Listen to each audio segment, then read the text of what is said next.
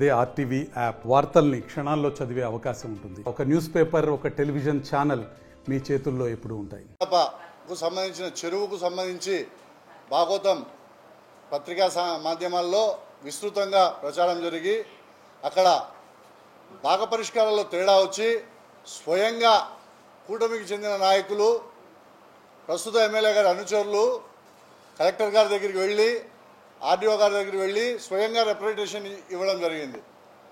దానిపైన హడావుడిగా కడప ఎమ్మెల్యే గారు ప్రెస్ మీట్ నిర్వహించి ఫ్రస్ట్రేషన్లోనే సాక్షి అన్ని ఛానల్స్, అన్ని మీడియా అందరూ అక్కడ ఉంటే కేవలం ఒక సాక్షినే టార్గెట్ చేస్తూ, సాక్షి మీడియానే టార్గెట్ చేస్తూ తన అక్కసునంతా వెళ్ళబోసుకుంటున్నారు. మళ్ళీ ఆవిడే మీడియా వాళ్ళతో చెప్తున్నారు, ఎస్ నేను హార్ష్గా మాట్లాడుతున్నాను. ఏమమ్మా, మనం ప్రజాస్వామ్యంలో ఉన్నాం, ప్రజాస్వామ్యబద్ధంగా మీరు ఎన్నికైనారు. ఎమ్మెల్యే గారు కానీ ఏదైనా ఒక పదవిలో ఉన్న వాళ్ళు సమన్వయం కోల్పోకుండా మాట్లాడాల్సిన పరిస్థితి. మీకు ఎందుకు అంత ఫ్రస్ట్రేషనో మాకైతే అర్థం కావడం లేదు.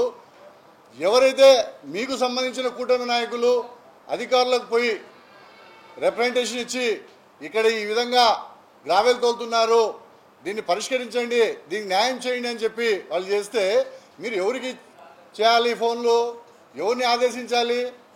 కలెక్టర్ గారికి, ఆర్డీఓ గారికి, ఎంఆర్ఓ గారికి వాళ్ళకి చెప్పి, అయ్యా అక్కడ చూడండి ఎవరో ఆక్రమణకు గురి చేస్తున్నారు, బఫర్ జోన్లో ఉన్న అంశం అది రైతులకు సంబంధించిన అంశం, నిష్పక్షపాతంగా దర్యాప్తు జరిపి ఎవరైనా సరే దాంట్లో ఉంటే మా సొంత అనుచరులైనా కానీ వాళ్ళపైన శిక్షించండి, కేసులు బనాయించండి అని చెప్పాల్సింది పోయి అది ఎక్కడ లేని ఉక్రోషంతో కేవలం ఒక సాక్షి మీడియాని చూపిస్తూ తన అక్కసునంతా వెళ్ళగట్టుకోవడం విడ్డూరంగా ఉంది.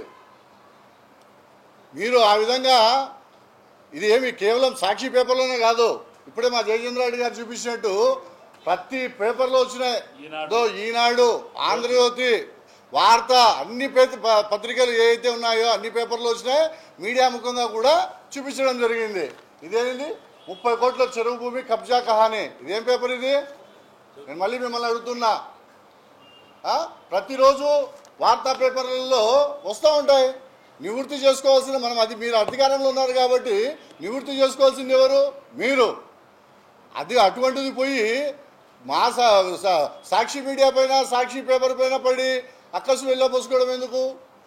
ఏదన్నా ఉంటే మీ ప్రమేయం లేదు కదా, ఆఫీసర్లకు చెప్పి నిష్పక్షపాతంగా దర్యాప్తు చేయమని చెప్పండి, అది ప్రజలు హర్షిస్తారు. అంతేగాని అంటే ఇక్కడ విషయం ఏమిరా అంటే, ఇప్పుడే మా జయచంద్రారెడ్డి గారు చెప్పినట్టు మహానాడు స్థలాన్ని కడప కాన్స్టిట్యూషన్ కాకుండా కమలాపురం కాన్స్టిట్యూషన్కు మార్చినారని ఫ్రస్ట్రేషన్లో మాట్లాడారా? లేకపోతే సీఎం చంద్రబాబు నాయుడు గారు అంతర్గతంగా తెప్పించుకున్న నివేదికలు 66 మంది అవినీతి ఎమ్మెల్యేలు ఉన్నారు అని దాంట్లో మీ పేరుందని ఫ్రస్ట్రేషన్లో మాట్లాడారా? ఏదైతే మాకు అర్థం కావడం లేదు. గతంలో ఇటీవల కాలంలో పుట్లంపల్లెకు సంబంధించిన వాసులు మీ దగ్గరికి వచ్చి, అమ్మా ఎప్పటి నుంచో మేము ఫ్లాట్లు వేసుకున్నాము, మా స్థలానికి పోయేదానికి దారి లేకుండా కొంతమంది మీ అనుచరులు ఆక్రమిస్తున్నారు అని చెప్పి మీ దగ్గరికి వచ్చి గోడు వెళ్ళబోసుకుంటే ఆ రోజు ఇలాగే ప్రెస్ మీట్ పెట్టి మీరు చెప్పి ఉండాల్సింది, ఎవరైనా సరే మీరు ఇది తీసుకోండి అని. అది కాకుండా మీ వ్యక్తిగత కార్యదర్శి వాహిద్ ఒక ఆడబిడ్డకు అన్యాయం జరిగిందని చెప్పి రాత్రిపూట కడపంతా హల్చల్ చేసింది సోషల్ మీడియాలో. మీ ఇంటి దగ్గరికి వచ్చి అమ్మా నాకు న్యాయం చేయండి అని, దానిపైన ఇలాగే ప్రెస్ మీట్ పెట్టి మీరు స్పందించుంటే బాగుండేది. అలాగే 2 రోజుల నుంచి సోషల్ మీడియాలో రూమ్ రెనోవేషన్ కోసం మీ స్వయంగా అర్జున జియావుద్దీన్ వాళ్ళ తండ్రి గారు బెదిరించినాడని చెప్పి స్వయంగా ఆ రూముకు సంబంధించిన అతను ఓనరే వచ్చి మాధవి మేడం గారు, ఎమ్మెల్యే గారు, వాసన్న గారు అని దీనంగా వేడుకుంటా అంటే అది మీకు కనిపించలేదా?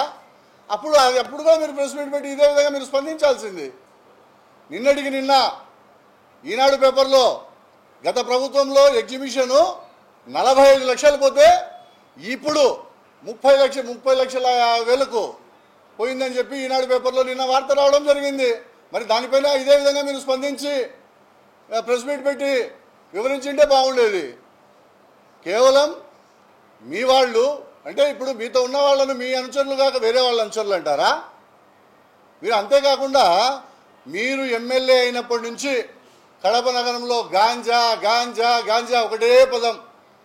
సంవత్సరం కాలం అవుతుంది, అరికట్టలేరా? అధికారులు మీకు మీ మాట వినడం లేదా? ఎంతసేపు ఉన్నా కూడా ఒక సామాజిక వర్గాన్ని టార్గెట్ చేసుకొని మీ దగ్గరికి వచ్చే కాదు, మాజీ డిప్యూటీ సీఎం అంజద్ బాషా గారి దగ్గరికి కూడా వచ్చి అయ్యా మా పిల్లలకు పెళ్ళిళ్ళు కావడం లేదు, ఆమె ఒకే సామాజిక వర్గాన్ని టార్గెట్ చేసి మాట్లాడుతుంది, మీ పిల్లలు ఇచ్చేవాళ్ళు వచ్చేసి ఈ విధంగా మీరు గాంజా సేవిస్తున్నారంటారు కదా, మీ ఎమ్మెల్యే గారు స్వయంగా మీడియా ముఖంగా ప్రతిరోజు చెప్తా ఉంది అని అంటున్నారు. అంటే మీరు ఒక సామాజిక వర్గాన్ని టార్గెట్ చేసుకొని మాట్లాడడంలో ఆంతర్యం ఏమి? ఎక్కడైనా మీరు చెప్పండి, అధికారులు మీ చేతిలోనే ఉన్నారు కదా. మేము అంతేకాకుండా నిన్నటికి నిన్న ఏం చెప్తున్నారు, రేపటి నుంచి నేను విజిట్ చేస్తాను. ఎవరు చేయొద్దన్నారమ్మా?